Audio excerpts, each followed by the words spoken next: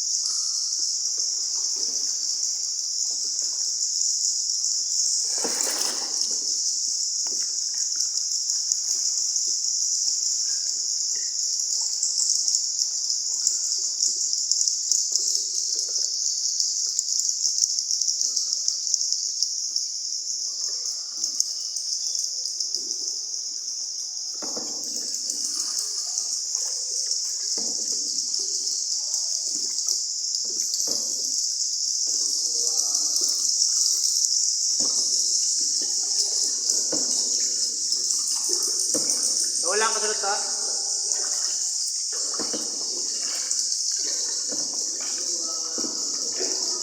Hello po, good evening.